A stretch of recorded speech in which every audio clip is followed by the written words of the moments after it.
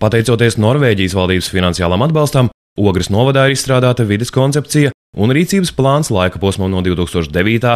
līdz 2019. gadam, kas ir svarīgs dokuments, lai nodrošinātu novada attīstību atbilstoši tā vides vīzijai. Tas, ko plānošanas dokuments nosaka, ir tas, kad mēs saglabāsim esošo dabas daudzveidību. Tas ir pats galvenais uzdevums. Tas, ko mēs redzam, ir tas, ka arī ir izglītota sabiedrība. Mēs redzam, ka ir sakārtota infrastruktūra, vides infrastruktūra, un kad ir piesārņojuma līmeņi mazinājušies. Mums ir daudz problēmu, piemēram, notekūņu attīrīšanas ietaisām, to mēs arī risinām, izstrādājam dokumentus un sniedzam uz Eiropas Savienības, lai Eiropas Savienības struktūra fondu finansējumu piesaistītu, un pie tā viss strādājam. Vides koncepcijas izstrādē tika piesaistīti pieredzējuši un kvalificēti sadarbības partneri no Industriālā vides ekonomikas starptautiskā institūta Lundā, Zviedrijā. Projekta ietvaros tika izveidotas pašvaldības darbinieku un nevalstisko organizāciju darba grupas, kas izteica savus priekšlikumus un komentārus vides koncepcijas izstrādes laikā. Tas, ko mēs ļoti mācījāmies no mūsu sadarbības partneriem, kas ir Starptautiskais vides ekonomikas institūts no Lundas Universitātes Zviedrijā, viņi bija tie, kas arī norādīja mums ļoti uzsver uz to, cik ļoti svarīgi iesaistīt iedzīvotājus. Ne tikai iedzīvotājus, bet arī dažādas interešu grupas uzņēmējus, lauksaimniekus, nevalstisko organizāciju pārstāvju, izglītības iestādes. Mēs arī veidojam konsultatīvo grupu un konsultējamies viņu, gājām katrai gan arī sadaļai cauri, gājām arī prioritātes, noteicām problēmas, kas ir, runājam ar cilvēkiem un tā arī izstrādājam šo dokumentu. Tāpat arī bija publiska apspriede par šo dokumentu, tāpat viņā pieņēma arī domē. Izstrādātā Ogres novada vides koncepcija ir ne tikai nākotnes plāns, bet arī plāns pašvaldības rīcībai šodien, jo jaunā vides koncepcija ir integrēta novada attīstības programmā no 2010. līdz 2017. gadam.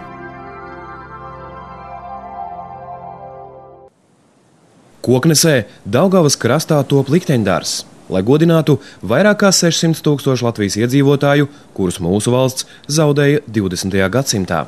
Un tā projekta dibinātāja doma ir tāda, ka šoreiz nešķirot, kurā pusē kurš ir cīnījies, bet vienkārši ņemt vērā tos lielos zaudējumus, jo pēc tādiem aptuveniem statistikas datiem pagājušajā gadsimtā Latvija ir zaudējusi apmēram 600 000 cilvēku, kas proporcionāli pret Latvijas iedzīvotāju skaitu ir milzīga daļa.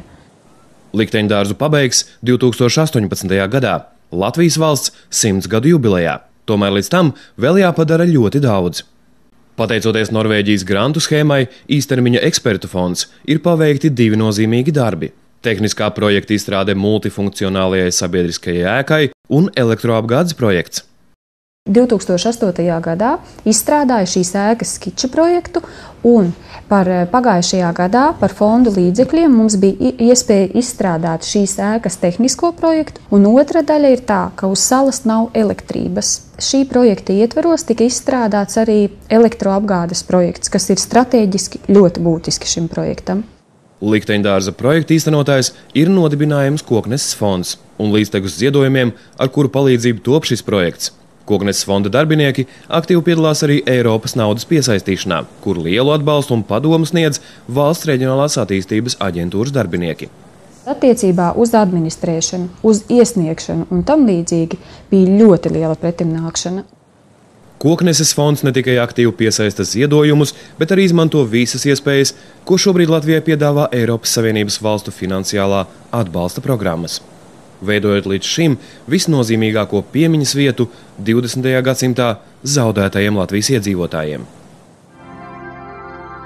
Norvēģijas valdības grantu schēmas īstermiņa ekspertu fonds ietvaros biedrība Latvijas lauku fórums ir veikusi pētījumu par Latvijas lauku mājražotājiem. Latvijai ir vajadzīgs šis mājražotājs un vispār mazie ražotāji, gan laukos, gan arī pilsētā. Visi apstākļi liecina par to, ka cilvēkiem ir jāsāk domāt, kā nevis iet uz rūpnīcu, strādāt pie kāda, bet darīt to pašiem. Piemēram, laukos mājražošana ir vienīgā iespēja izdzīvot un saņemt kaut kādus ienākumus. Un tam ir liela nozīme gan lauksaimniecības attīstībai, jo mēs runājam par to, ka šai izaudzētajai pārtikai, izaudzētajiem kartupeļiem, miltiem, pienam ir jāpievieno kāda pievienotā vērtība. Pētījuma rezultāti liecina, ka Latvijā šobrīd mājražošana nav attīstīta, un arī esošā likumdošana nav pilnībā sakārtota. Tomēr, neskatoties uz to, mums ir daudz izcilu piemēru, kā no maziem mājražotājiem rodas lieli un atpazīstami uzņēmumi – kosmētikas, ziepju un lauksaimniecības produktu ražošanas jomā. Amatas novadā atrodas strauji augošs uzņēmums, kurš nesen bija mājražotājs, bet šodien tā īpašās olu nūdeles ir nopērkamas daudzos Latvijas veikalos. Tās nūdeles, ko mēs ēdām ģimenē, tagad es viņas pagaršoju, tas bija pirms 2 gadiem. Es sapratu kaut kādu tādu vērtību tajā. Tad man ienāca tāda doma prātā, kāpēc to nevarētu piedāvāt arī citiem. Kas nepieciešams, lai īsā laika periodā ne tikai iekarotu noieta tirgu, bet pat nokļūtu šim brīdim neraksturīgā situācijā, kad uzņēmuma produkcijas pieprasījums ir lielāks par ražošanas jaudu. Tā ir uzņēmība īstenībā, tā ir gribēšana. Pirmkārt, domāt jau var visu laiku. Vajag vienkārši darīt. Tas, kas ir vajadzīgs, vienkārši darīt. Iet uz priekšu un neapstāties.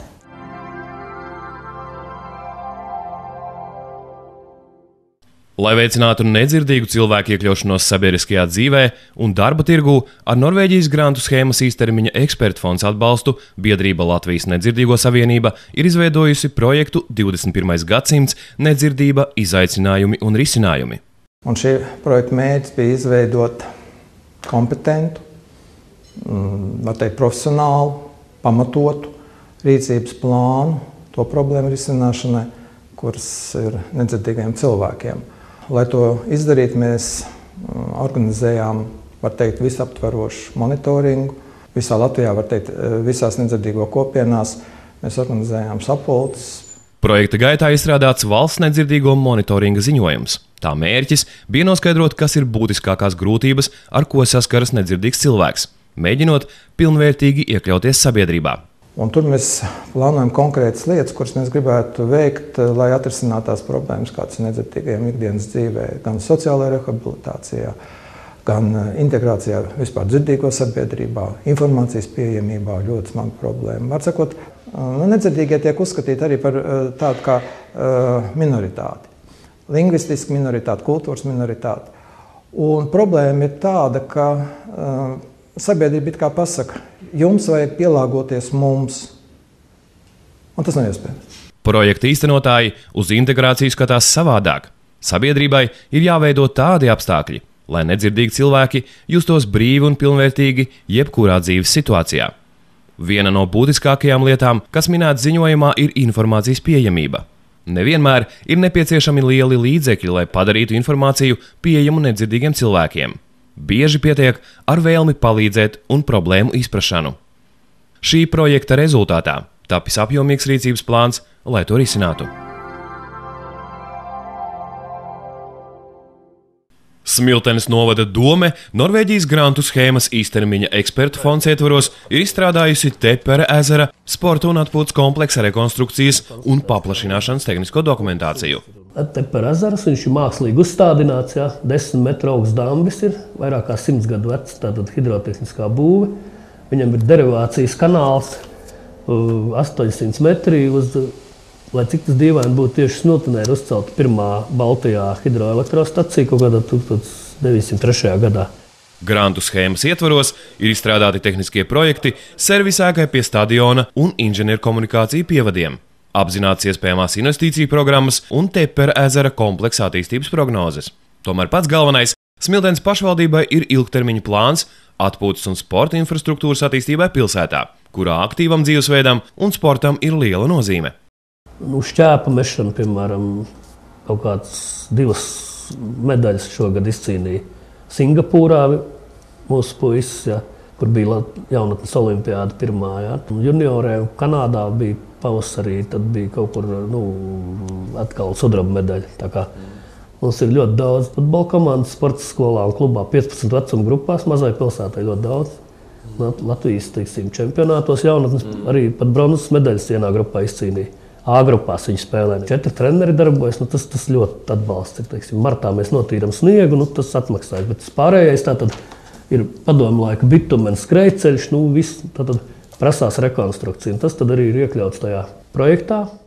Vēsturiskā Tepera ezera teritorija ar parku, stadionu un aktīvās atpūtas zonām, skiču projektos un tehniskajā dokumentācijā ieguvusi jaunu nākotnes veidolu. Tagad Smiltenes pašvaldībai ir jauns izaicinājums – tuvāko gadu laikā censties visu ieplānoto realizēt dzīvē.